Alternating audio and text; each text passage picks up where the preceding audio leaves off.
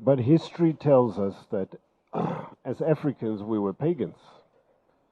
Before Christianity was brought to Africa, we were worshipping demons and witchcraft and all these things.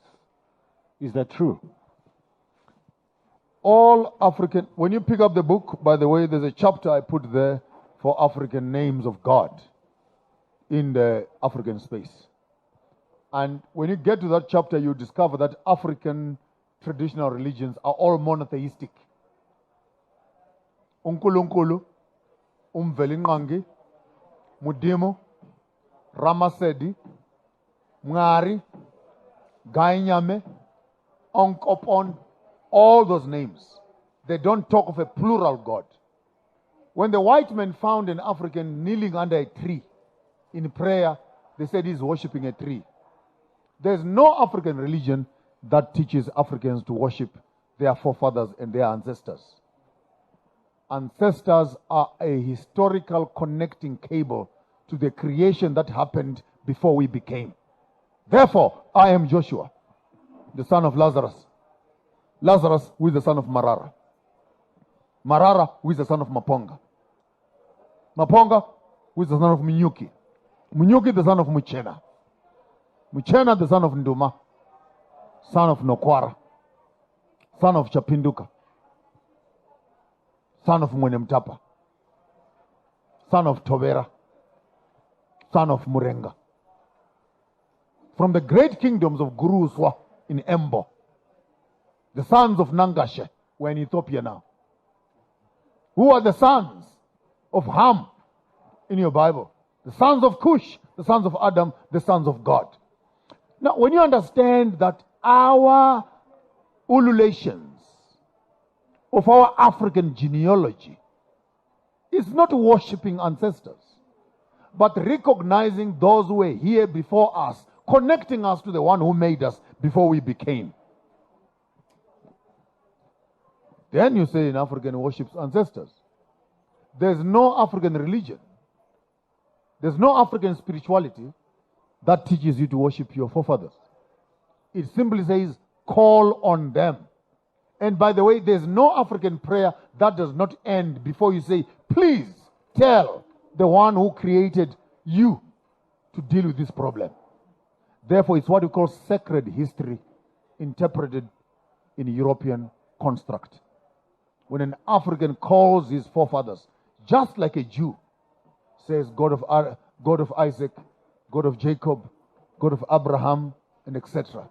An African, and by the way, white people don't know the Bible. Well, they don't have ancestors, they don't have surnames, they don't have totems.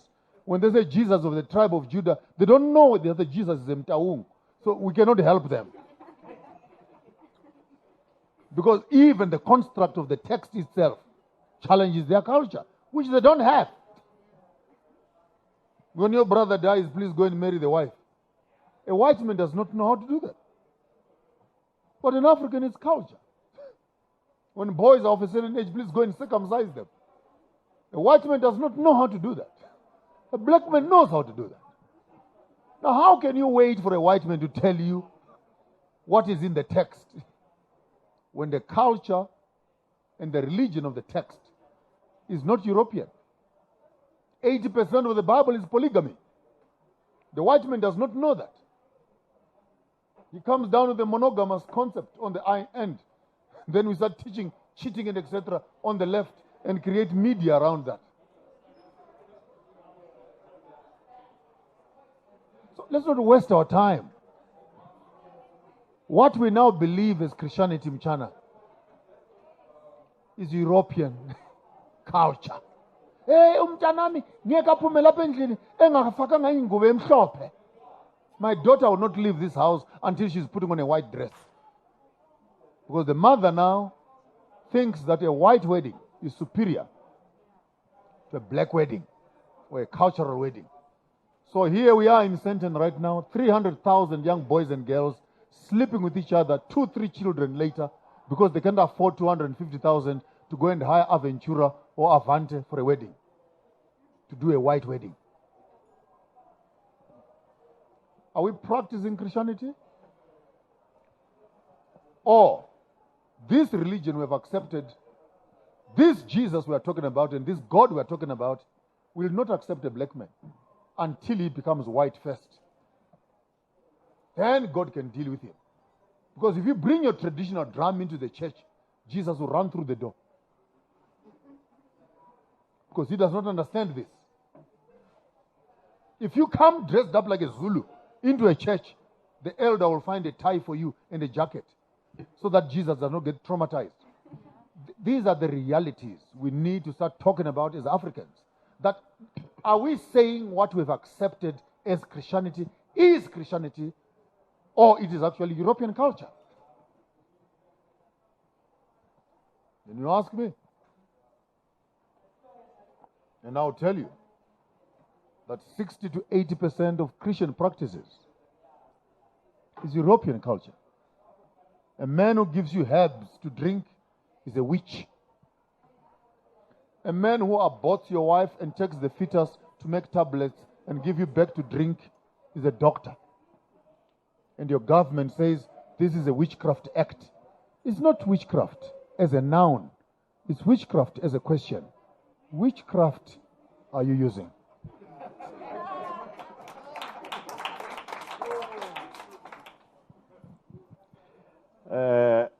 I'm getting nervous because that stick keeps pointing at me and I've got a feeling it can end up hitting me if I say the wrong thing.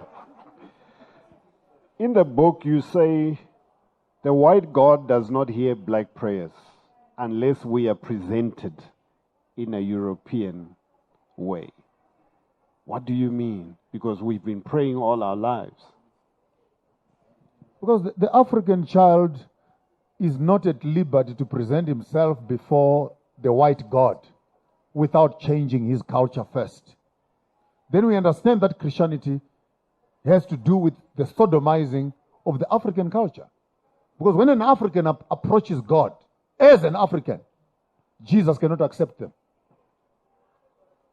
Therefore, religion is founded on cultural transformation, economic transformation, political transformation, fashion transformation, pharmaceutical transformation, spiritual transformation. Because as an African, God cannot deal with you, Mlapo. If you come out as a Tswana in your Tswana underwear with a stick on your shoulder and you walk up to church, half of the church will run through the door.